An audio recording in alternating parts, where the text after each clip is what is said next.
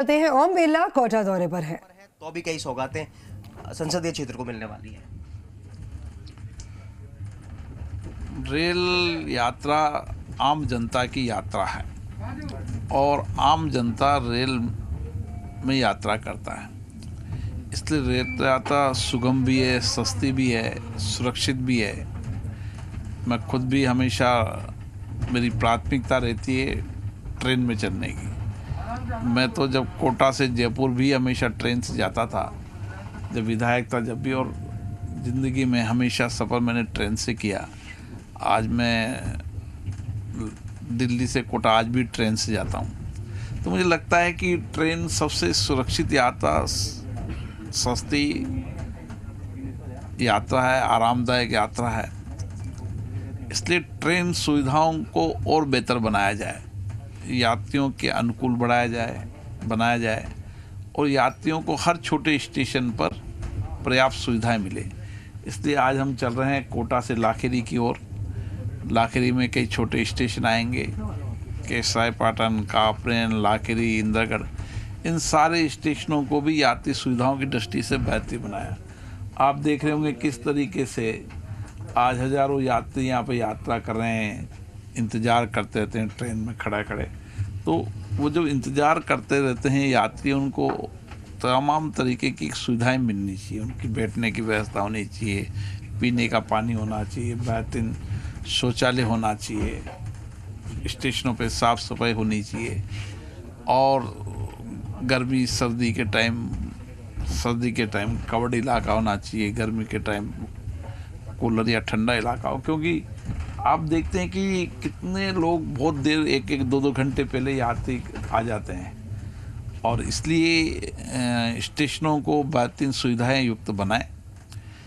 जहाँ भी rail line गुजरी है वहाँ लोगों के सामाजिक आर्थिक जीवन में परिवर्तन आया। पहले किसी ज़माने में तो सारे नगर गांव ट्रेन रेल पटरियों के नज़दीक बसते थे, और जब देश के अंदर आज़ादी के बाद विभाजन हुआ तो कई लोगों ने, आपने देखा होगा कि स्टेशन के पास ही अपने घर बना लिए। इसलिए आप देख रहे होंगे अभी कि जितने भी मकान हैं ये बरसों से बने मकान हैं। तो किसी भी क्षेत्र के डेवलपमेंट में रेल का बहुत बड़ा योगदान रहा है सामाजिक आर्थिक जीवन बदलने में। मुझे आशा है कि रेल यात्री आधुनिकता के साथ बदलाव की ओर है।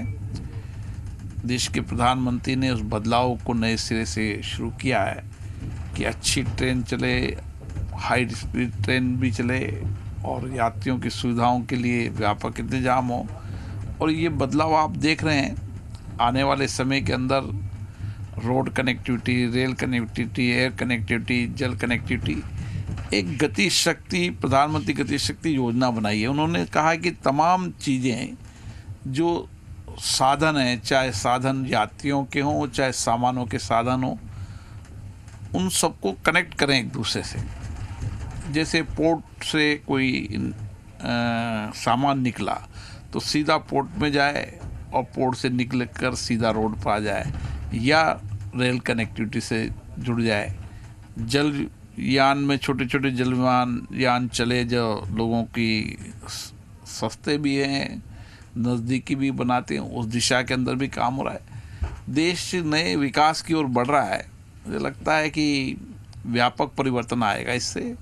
आने वाले समय के अंदर जिस विजन से सरकारें काम कर रही है, मुझे लगता है कि एक आधुनिकता भी हो, और आधुनिकता के साथ लेकिन आज के वर्तमान और हमारी